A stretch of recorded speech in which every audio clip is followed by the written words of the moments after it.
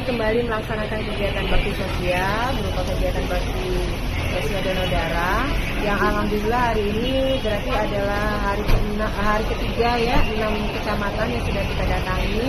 Alhamdulillah saya melihat responnya cukup baik dan kali ini kita berada di kecamatan SU2 dan kita bersyukur sekali dari informasi data banyak sekali warga yang telah mendaftarkan dirinya untuk melaksanakan kegiatan bakti sosial berupa donor darah.